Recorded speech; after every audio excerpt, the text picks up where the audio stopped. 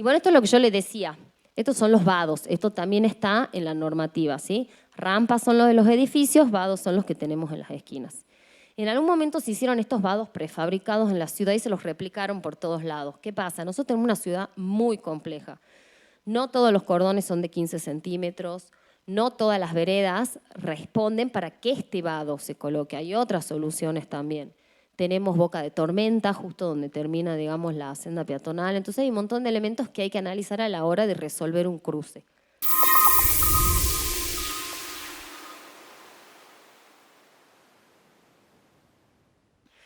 Bueno, ¿cómo les va? Yo soy la arquitecta Florencia Merluzzi, yo soy especialista en accesibilidad y diseño para todos. Yo ahora lo que voy a hacer es hacerle un paneo de la ley a la cual nosotros como provincia estamos adheridos y nuestro código de edificación también se adhiere a esa ley y hay que cumplirla, ¿sí? Yo lo que voy a hacer es mostrarles sobre todo los ejemplos que hay en esta ley y mostrarles muchas fotos, ¿sí? Esto es algo genérico para que ustedes vean a la hora de diseñar ya sea un espacio exterior, un edificio. También está la parte de señalética, todo lo que tienen que tener en cuenta los distintos tips para que sea accesible para todos. Primero, este es el concepto de accesibilidad universal. Dice, es una cualidad imprescindible que deben tener edificios, entornos, productos y servicios para ser entendidos, recorridos o utilizados por todos de forma autónoma, segura y eficiente. Yo pongo eso con mayúscula porque ya les voy a mostrar unas fotos después de esta diapositiva, pero fíjense en el dibujito de al lado. El primer dibujo hay una chica en silla de ruedas en un teléfono, que el teléfono está mucho más bajo. O sea, ¿qué quiere decir? Vos que estás en silla de ruedas, tenés una estatura baja, tenés que ir a ese teléfono, ¿sí? Lo que busca el concepto de universalidad es general lo que hay en el otro dibujito, ¿sí? Que todos los teléfonos sean iguales. Todos tienen una altura normalizada, capaz que tenga la botonera en braille. Cualquier persona tenga la condición que tenga o no una discapacidad, puede usar cualquier teléfono. Entonces eso es lo que siempre hay que buscar, a la universalidad de las cosas. Y esto es lo que yo les decía con el tema de segura, eficiente y autónoma. Acá vemos dos fotos. En la primera foto vemos una persona ciega, ¿sí? Entonces, ¿qué pasó? Se puso esas pilonas en las esquinas para decir, bueno, por ahí no se cruza por la senda, pero esas pilonas son peligrosas para todos, ¿sí? O sea, se tenga o no se tenga una discapacidad. ¿Por qué? Porque yo puedo ir distraída con el celular y me tropecé y me caí a la calle. Y del otro lado vemos una rampa. Esa rampa, aparte que no cumple con la pendiente, no tiene barandas, un montón de cosas, tiene una pendiente muy pronunciada. Yo después vamos a dar, digamos, un workshop que van a ser varias clases donde va a haber una parte práctica y yo voy a traer sillas de ruedas. Y la idea es eso, porque, a ver, la gran mayoría nunca se sube a una silla de ruedas, entonces dice, ah, bueno, pero la rampa está o hay un pequeño reborde en la vereda. Ustedes cuando estén arriba de las sillas de ruedas se van a dar cuenta lo que es esa pendiente y que ni siquiera una persona que los ayude va a hacer que puedan subir por esa rampa. O sea, es peligrosa para la persona que está en silla de ruedas y para la persona que lo ayuda, ¿sí? Y eso sucede cuando la pendiente es muy pronunciada, la silla de ruedas se va para atrás. Bueno, y también vamos a ver el concepto de discapacidad. En realidad yo lo que quiero que ustedes sepan es los distintos tipos de discapacidad. Porque muchas veces, ¿qué se piensa? Bueno, la accesibilidad es solamente para personas que están en silla de rueda. Y no, hay también personas ciegas, personas sordas, hay personas con algún tipo de incapacidad intelectual. Y eso es sobre todo para la parte de señalética, ¿sí? Ya lo vamos a ver. Cómo les sirven los pictogramas, porque a veces ahí está el ejemplo de personas con autismo, síndrome de Down, con Asperger. Es muy complicado por ahí el tema de la comunicación, ¿sí? Entonces, por ahí los pictogramas sirven muchísimo en edificios públicos. En cuanto a la discapacidad motriz, puede ser que una persona tenga algún problema en alguno de los miembros, puede ser que esté en silla de ruedas, que esté con un andador, con un bastón. El tema de lo que es la discapacidad auditiva puede ser una persona que esté completamente sordo, las hipoacúsicas, que son las que tienen los implantes cocleares y escuchan bajo el sonido, pero algo escuchan, ¿sí? Y después el tema de la visual también, están las personas totalmente ciegas y las que tienen disminución visual, que son las que ven sombras o distinguen algunos colores. Y esto es lo que nos interesa a nosotros como arquitectos, lo que es la legislación, ¿sí? La legislación madre, digamos, que es la que regula todos los derechos de las personas con discapacidad, es la 26378, que es la Convención Internacional de los Derechos de las Personas con Discapacidad, que es ley en nuestro país. Ahí está todo, las personas con discapacidad tienen derecho a la salud, a recorrer por la calle sin ningún obstáculo, a ir a la escuela, o sea, todos los derechos que tenemos todas las personas también los tienen las personas con discapacidad. Y la parte técnica, que es la ley 24314, es donde está específicamente todo, cómo tiene que ser un baño, cómo tienen que ser las puertas, las rampas. Ahí está todo lo que nos sirve a nosotros, ¿sí? A la hora de diseñar. Y lo que yo tengo acá anotado, que también es importante, es que nosotros como municipio, Salta Capital, estamos adheridos a la ley esa, a la 24314, a través de la ordenanza 13086. Y también el Código de Edificación adhiere a esa ley. ¿Qué quiere decir? Que yo a la hora de hacer un edificio, una casa, sobre todo edificios públicos, yo tengo que cumplir con esa ley porque se adhiere por medio de la ordenanza 14096, ¿sí? Bueno, esto lo voy a pasar rápido porque es lo que tiene, digamos, la ley en el anexo 1, que están los distintos artículos que habla sobre el espacio exterior que hay que diseñar, sobre las edificaciones y después sobre el transporte. Yo después la parte que van a ver sobre el tema de señalética está después en otro manual. Si ustedes quieren, después me escriben a mi correo y yo se los mando, que es un manual muy interesante, que es un manual de diseño universal que hicieron desde Buenos Aires, donde meten todo lo de la ley y le pusieron aparte lo que es señalética. Y este gráfico a mí me gusta mostrarlo mucho porque me llegó a pasar a mí de estar con colegas que me decían, bueno, pero uno sale a la calle y no hay personas con discapacidad. Te dicen, hay pocos. A ver, primero que, es como decíamos con Santiago, es nuestra obligación cumplir con la ley y con la normativa, ¿sí? Y segundo, las personas con discapacidad aproximadamente en Salta son entre el 10 y el 12%. A eso hay que sumarle los que son adultos mayores, que son un 10% más, ¿sí? Que son personas que necesitan de la accesibilidad. Y después tenemos personas con necesidades especiales. Dentro de estos están los padres con cochecitos, mujeres embarazadas, alguna persona que tuvo un accidente y está momentáneamente en una silla de ruedas. Y todo eso forma el 40%. Entonces ahí ya tenemos un número importante, es decir, si yo hago algo que no es accesible, solo pienso en un poquito más de la mitad de la población, ¿sí? Y ahora vamos a ver esas barreras de las que yo hablo, que es lo que dice la normativa, ¿sí? Que es en el entorno, edificaciones, transporte y en los medios de comunicación. Acá vamos a ver barreras del entorno, ¿sí? Yo les voy a mostrar fotitos que fui sacando, que es muy fácil encontrar, si ustedes ahora salen por la calle, barreras por todos lados. Tenemos escalones en las veredas, desniveles, veredas angostas donde de repente se pusieron postes, señalética, semáforo, o sea, de por sí ya era corto el espacio y pusieron cosas. Y esta primera foto yo siempre la muestro porque cuando yo trabajaba en la municipalidad con una amiga, con mi compañera de trabajo que era mi amiga, fuimos a hacer el relevamiento de estas dos calles que están entre las peatonales, ¿sí? Que sería Alvarado y Urquiza. ¿Qué pasó en estas dos calles? Pusieron esos volardos que no son necesarios que estén, porque ya tengo el cordón de la vereda, ¿sí? Entonces, mientras estábamos tomando las medidas, nos surge esta situación en la cual venía una madre con el cochecito y una silla de ruedas. Esta situación surgió de estar nosotras paradas 5 minutos para tomar esa medida y pasó esto. O sea, tuvieron que venir a ayudarle a la mujer, bajar el cochecito a la calle, porque no pasaban esas dos personas. ¿Por culpa de qué? Del volardo que no debería estar ahí, ¿sí? Y lo de al lado es una situación en la cual la parte arquitectónica está bien, pero ya vamos por el lado del actitudinal, ¿sí? La empatía de la gente, que es lo que siempre decimos. El tema de elementos sobre la vereda. Se llena de mesas, de sillas, de autos, de motos, que acá es no solamente los profesionales como nosotros en la construcción, sino todos, digamos, podemos poner nuestro granito de arena. Y bueno, esta la primera foto es una vereda que, no sé, le hicieron rampa, escalera, todo. Todo eso está mal porque eso hay que hacerle entender siempre al cliente. Si ellos quieren elevar la propiedad, quieren levantarla, se hace de la línea municipal para adentro. Quiere poner 10.000 escalones, lo pone. Pero no se toca, la vereda tiene que estar a nivel. Y si todos respetarían eso, sería mucho más fácil transitar por la ciudad. Hay barrios con los que pasa esta situación, como Tres Cerritos o barrios viejos, en el cual hay todo tipo de elementos y pendientes en las distintas veredas. Y acá en la otra foto vemos un vado que está medianamente hecho, pero ¿qué pasa? Esa persona necesita ayuda y el vado está casi pegado a la pared, que ya les voy a mostrar fotos porque hay un montón de casos acá en Salta donde se pusieron esos vados en las esquinas y chocan con la línea municipal. Acá tenemos de nuevo el caso de las veredas, la vereda rota también, siempre hay que decirle porque dice, no, lo tiene que arreglar la MUNI, la vereda es responsabilidad del propietario, ¿sí? Y esto es lo que debería ser lo ideal en todas las ciudades, el túnel de accesibilidad, ¿sí? El equipamiento tiene que estar del lado de la vereda.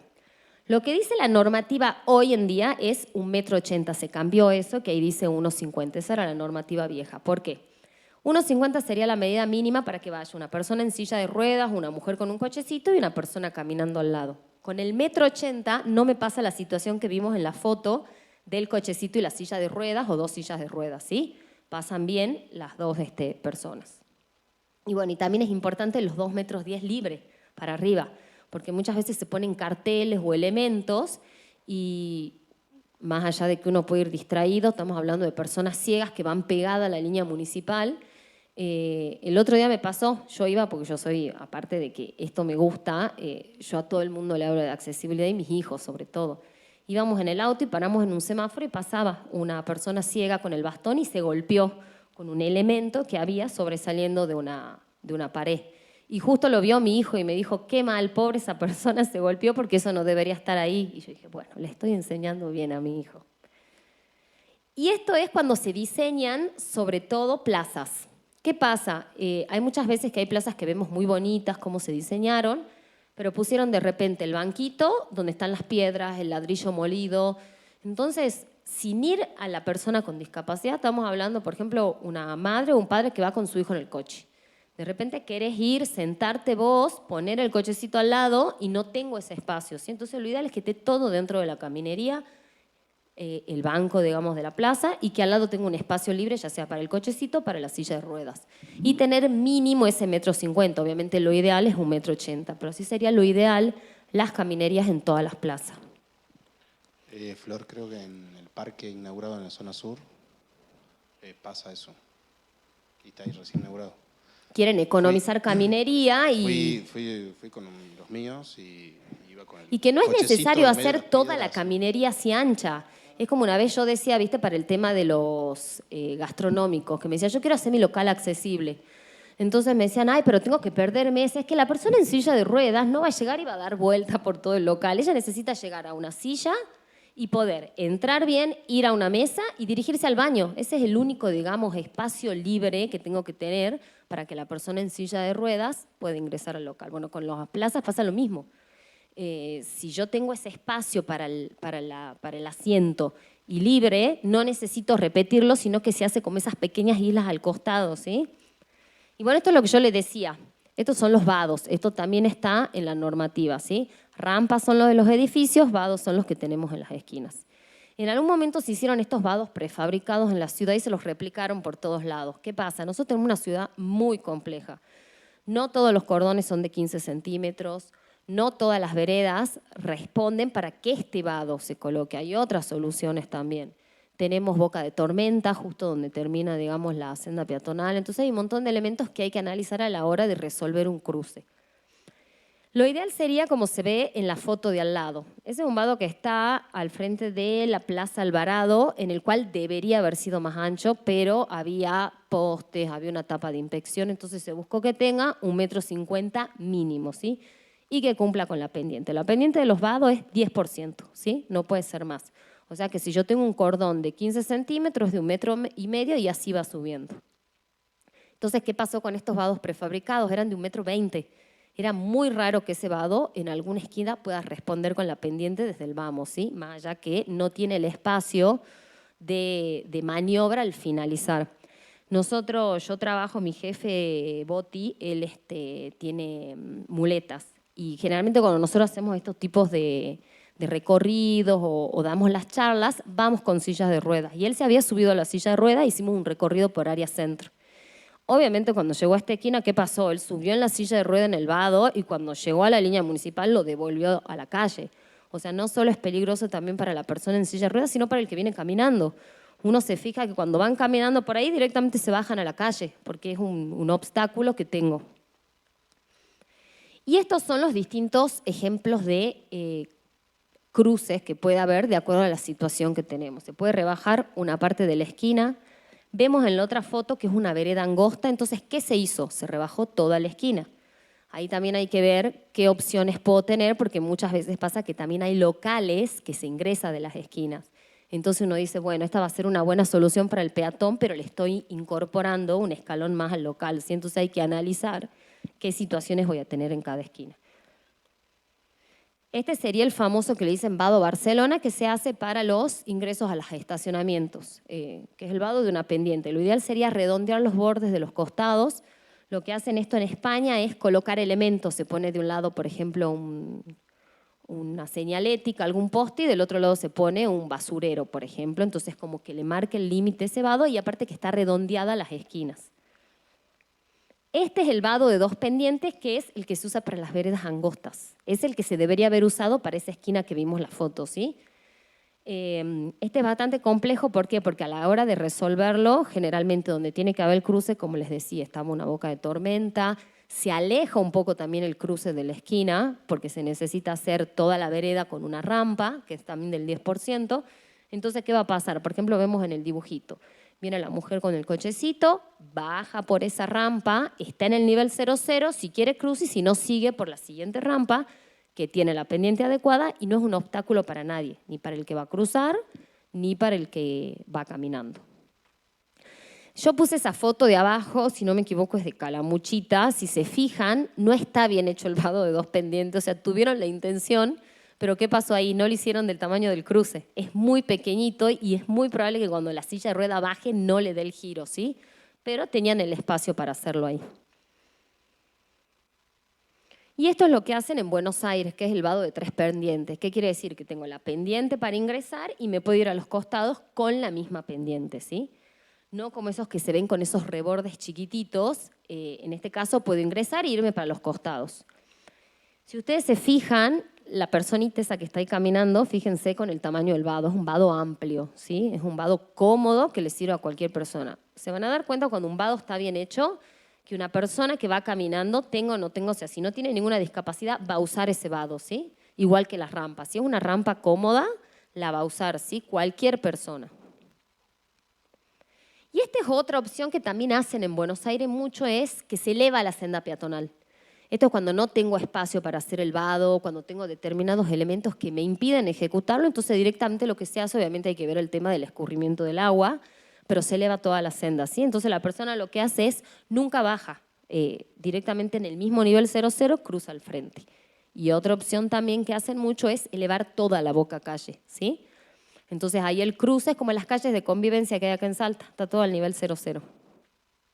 Entonces, como ven, es complejo a la hora de hacer un análisis de lo que es una esquina. Se tiene que analizar cada esquina, cuál es la altura del cordón, si tengo el espacio, porque puedo obtener el espacio para hacer el vado y de repente me quedaron 90 centímetros a la línea municipal.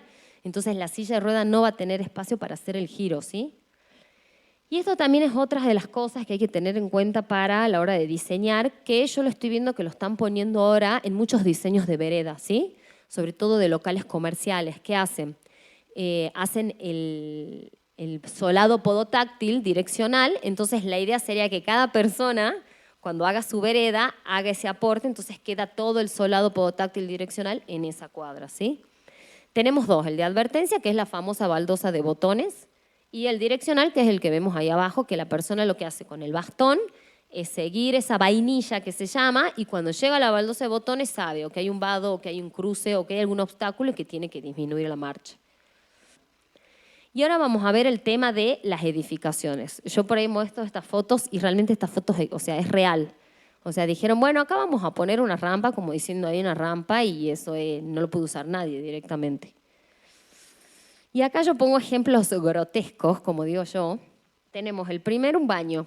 El baño adaptado, pero ¿qué pasa? Tengo el espacio de transferencia, pero pusieron el papel higiénico del otro lado. Todo eso lo vamos a ver ahora, todo eso está en la normativa, la altura de la papelera, dónde tiene que estar la papelera. Y también hay cuestiones que ya van más allá de nosotros, como arquitectos, que es el sentido común.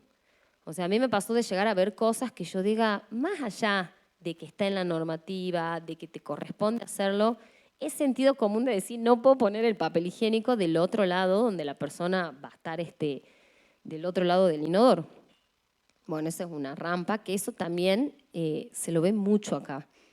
Es como que de repente dicen, bueno, la rampa tiene que estar. Entonces la resuelven en los 5, 6, 7 escalones que decidieron poner en el ingreso del edificio y quedan estas cosas que son rampas de bajada, que son súper peligrosas. Acá hay dos fotitos. Tenemos también una rampa de bajada, pero tienen dos características muy importantes estas fotos, que hay un escalón antes de la rampa. Como digo de nuevo, sentido común más allá de lo que dice la normativa.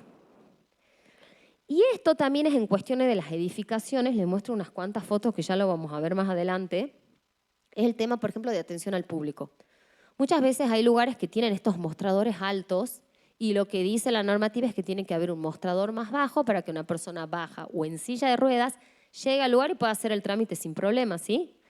Después también tenemos el tema de los pasillos, los anchos de puertas, ¿sí? Muchas veces se preocupan por el ingreso y de repente la persona que llegó en silla de ruedas no puede ingresar al baño o no puede pasar a algún lugar que es de acceso público, ¿sí? Porque quedó trabada ahí. Las puertas giratorias también están prohibidas. Y ahí es lo que yo les decía en la segunda foto. Fíjense en esa ventana que abre hacia afuera. O sea, una persona va, en este caso es esta chica en silla de ruedas y se da con la punta de la ventana. Y acá vemos cómo usaron un elemento que tenía que estar y que lo tenían y pusieron el barral en el piso.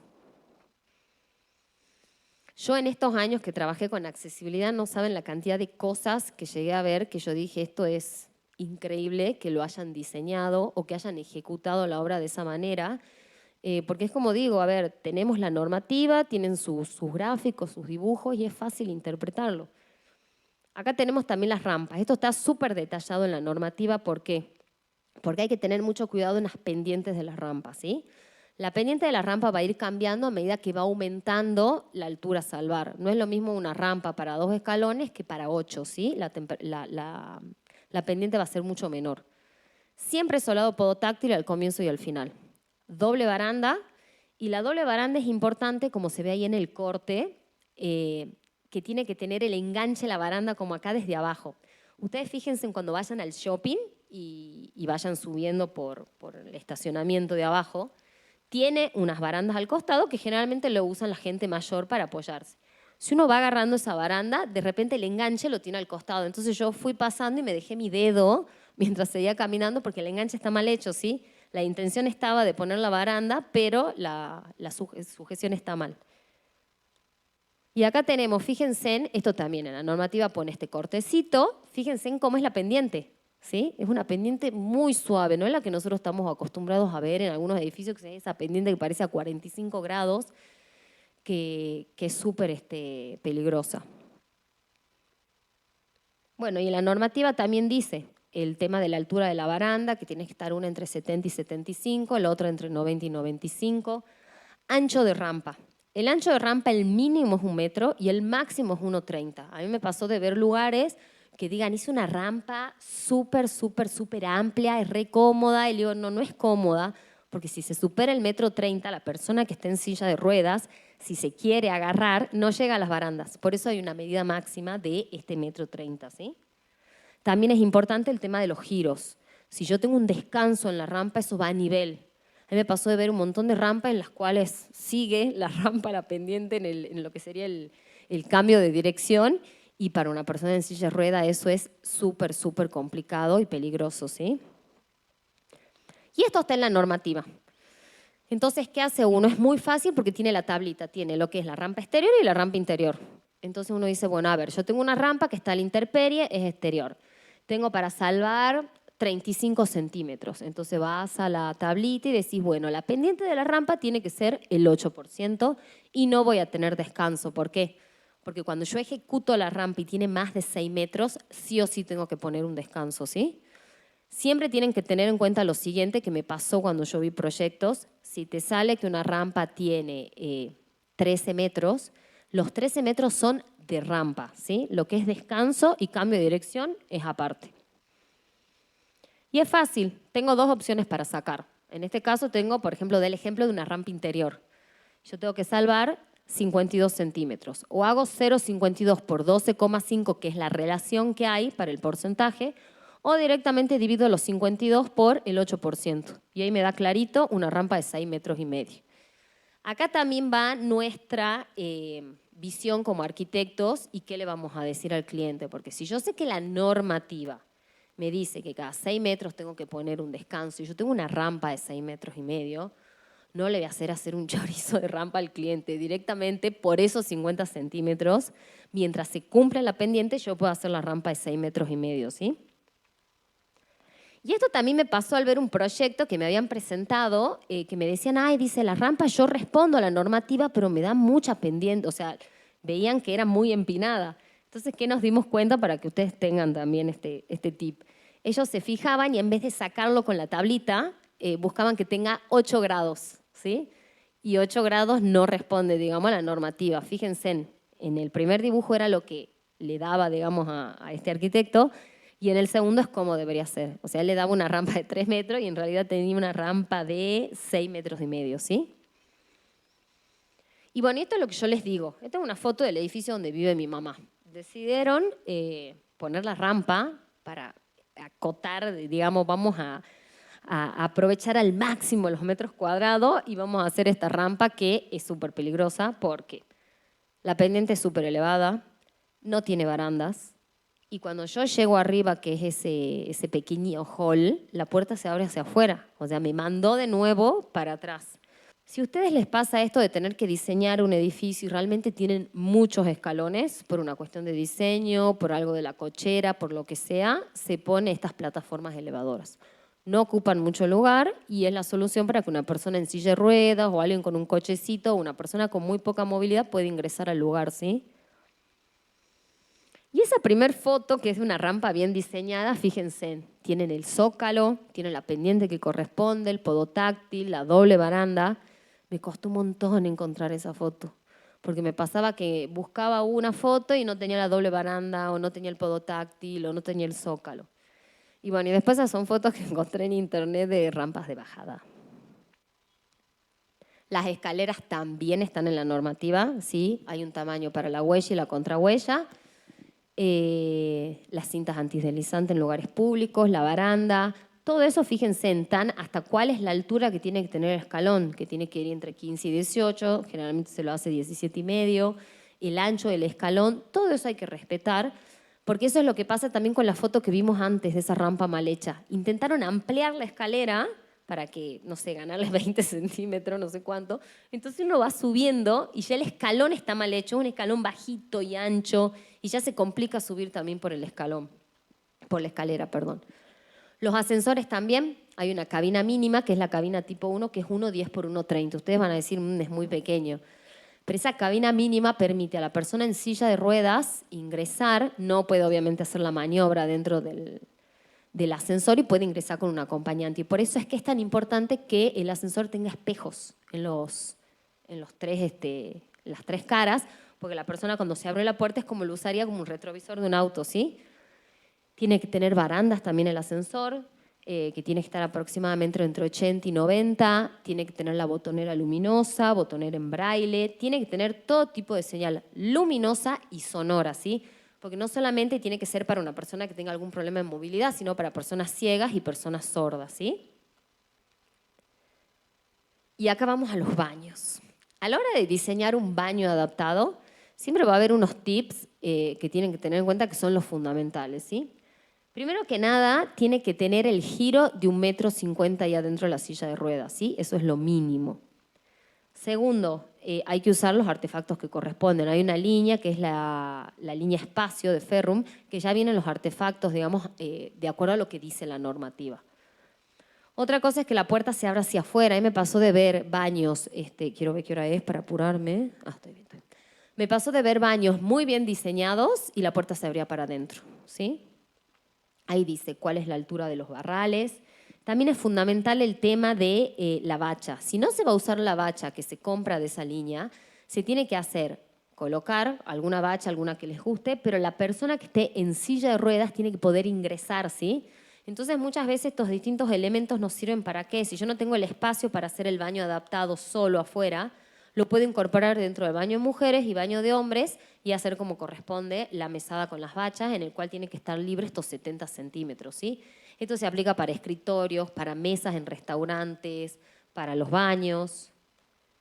Y esto también está en la normativa, dice a qué altura tiene que estar cada uno de los elementos, el espacio libre que tiene que haber delante de la bacha.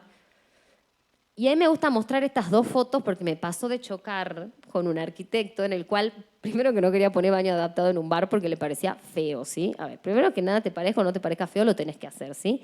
Y está en vos que ese baño a vos no te parezca ortopédico y feo, ¿sí?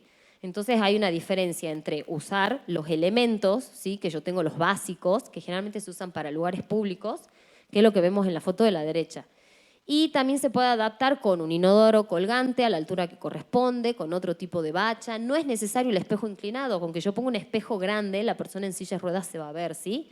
Entonces, usando los distintos elementos de la normativa, puedo hacer un baño que quede bonito y que les sirva a todos, ¿sí? También está en la normativa el tema de las puertas, todo el tema de las agarraderas estas que son como de lo que es una puerta común, yo voy a tener suplementos, ¿sí? Ese suplemento que se ve abajo, que se ve, esa agarradera inclinada, ¿para qué le sirve? Para todos. Para una persona bajita, para una persona en silla de ruedas. Entonces, como un suplemento para que me sirva a mí para abrir y cerrar la puerta. Y también es fundamental el tema que me consultan, el tema de la puerta del baño, cuando no da el espacio. Muchas veces yo voy a necesitar abrir una puerta porque es una puerta de 80 hacia afuera y voy a invadir la circulación. Si no, me va a quedar espacio para que una persona circule. Está permitido las puertas corredizas, ¿sí? Ahora, la puerta corrediza tiene que sí o sí tener, como se ve en la foto, ese barral vertical en la parte fija de la pared, ¿sí? Entonces, ¿qué va a hacer la persona? Va a agarrar el barral y con la otra mano va a generar fuerza para abrir la puerta corrediza. Y esto también es importante, el tema de los picaportes. Es fundamental que se diseñe, sobre todo en los lugares públicos, con el picaporte de manija y no el esférico. ¿Por qué? Porque generalmente hay personas mayores o personas con problemas de movilidad que tienen problemas de movilidad en las manos. Y es por eso también que se pide la grifería monocomando. Esa persona generalmente no puede hacer este movimiento o abrir la puerta, entonces por ahí se apoya con el codo, con la misma muñeca, entonces el picaporte de manija y la grifería monocomando les sirve para esos casos. Esto también sí o sí hay que hacer en los lugares públicos, los estacionamientos, ¿sí? Estos estacionamientos se piden cuando hay más de 50 plazas de autos. Generalmente se pide uno, cuando se lo hace en par, digamos. ¿Por qué? Porque se pone los dos estacionamientos de 2,5 metros, que es el tamaño del estacionamiento común, y un espacio de 1 metro en el medio. ¿Por qué? Que es donde la persona en silla de rueda va a hacer la transferencia. Siempre ustedes le tienen que decir al cliente que lo mejor que puede hacer es pintar el piso de azul y poner el logo y colocar la señalética vertical. Porque ustedes se olvidaron de alguno de esos elementos y siempre va a venir el distraído, el que no se dio cuenta, el que va, no lo vi, no me di cuenta porque estaba, por ejemplo, el loguito en blanco y no quiso pintar el piso en azul. Con esto es como, yo siempre digo, los despistados no hay forma que te digan no lo vi. Y ahora vamos a ver el tema de los transportes, que esto es algo rápido porque, ¿qué dice la normativa?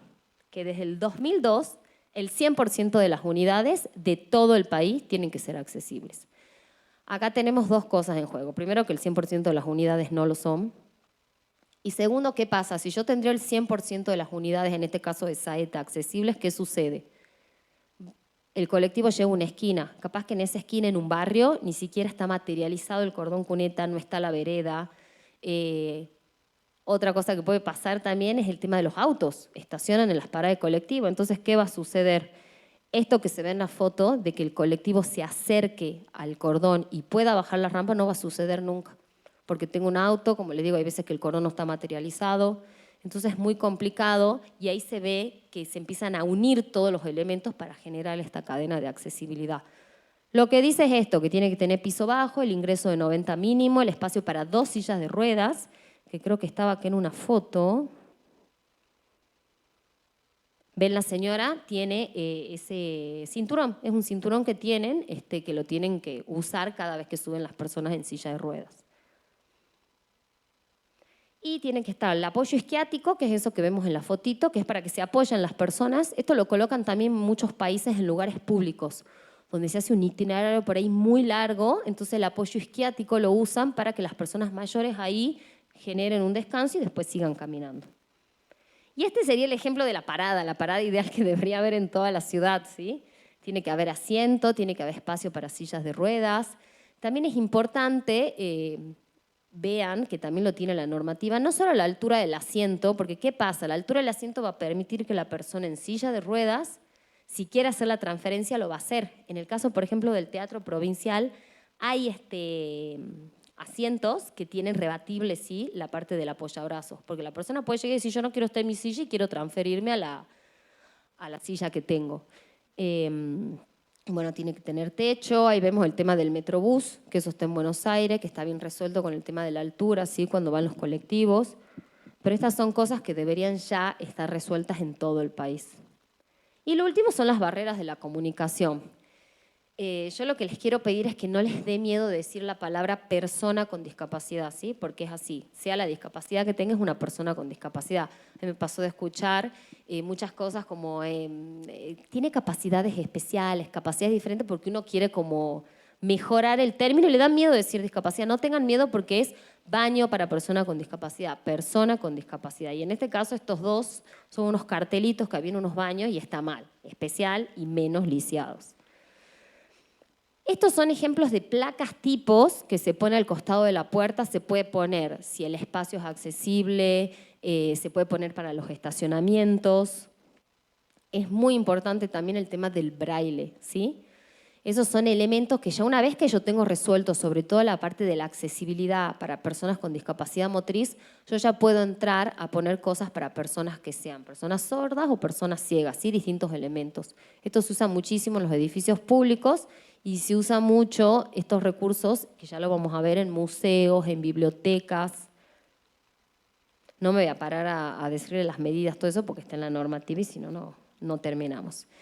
Y este es el aro magnético. En una sala para más de 500 personas es obligatorio el aro magnético, ¿sí? ¿Esto qué pasa? La persona que tiene un implante coclear lo pone en posición T y yo que estoy hablando con el micrófono me escucha con el sonido amplificado. Esto en el Teatro Provincial está.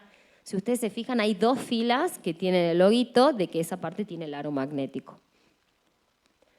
Acá vemos de nuevo la señalética, en este caso incorpora todo. ¿Qué dice? Bueno, una persona que tiene algún tipo de discapacidad motriz tiene adentro de este lugar, el lugar adaptado, se pone la señalética, tiene aro magnético, porque es una sala que tiene aro magnético, y se pone también en braille, ¿sí? Señalización de las salidas también, salidas de emergencia, tiene que estar la placa en braille al costado. Y esto es lo que yo les decía, esto debería ser el típico cartel de estacionamiento exclusivo. Que no tendría por qué ocupar otra persona ese lugar. Y esto, todos estos recursos que ahora vamos a ver, lo pueden ver muy bien en el Museo de Güemes, ¿sí? En el Museo de Güemes tienen mapa áptico, tiene audio y signoguías, todo lo que son las muestras, ¿sí? Ahí me contaba la chica cuando yo fui a ver el museo que había un chico ciego que iba, cuando lo ven era como la 3ª o 4ª vez que iba y le preguntaban por qué si él ya había experimentado la muestra. Y él decía que se sentía muy cómodo porque era el lugar en el que él podía, tenía el mapa áptico, tenía braille, él escuchaba todo lo de la muestra, entonces era un lugar que se sentía cómodo y le gustaba volver a visitarlo, ¿sí?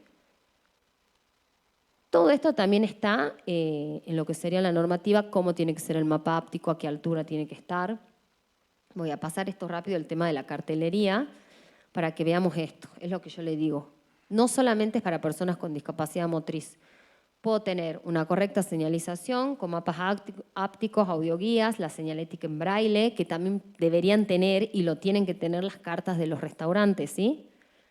Réplicas, el Museo del MAM, acá tiene las réplicas, que hacen las réplicas, tienen de las momias, porque hay niños que son ciegos y los llevan a esa parte del museo y tienen un montón de réplicas, ¿sí? O sea que también, para que ustedes sepan, cuando ya empiezan a incorporar más elementos de diseño, no solo para la discapacidad motriz, sino visual y auditiva. Y esto es lo que yo les decía, el tema de los 70 centímetros libres que sirve. En este caso tenemos fotos de hoteles, ¿sí? Esto sería lo ideal para lugares que ustedes diseñen con recepción del público, ¿sí? Tengo atención al público, entonces yo tengo que tener el mostrador común y uno más bajo. Y en las salas de lo que sea cine, teatro, estadios, sí o sí tiene que haber el espacio libre para la silla de ruedas, ¿sí? Es un espacio de 80 por 1,20 mínimo, ¿sí? Para que esté ahí la silla de ruedas. Y les voy a mostrar este videíto.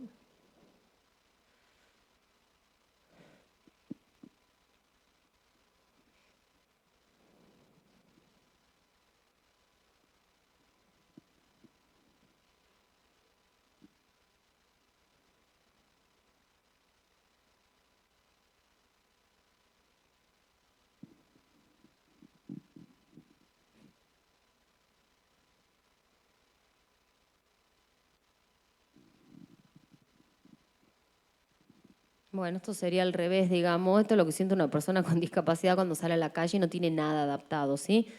Entonces, ustedes como profesionales tienen eso en sus manos, de diseñar algo que les sirva a todos y que no sea un obstáculo para una persona que tiene discapacidad o para alguien mayor, ¿sí?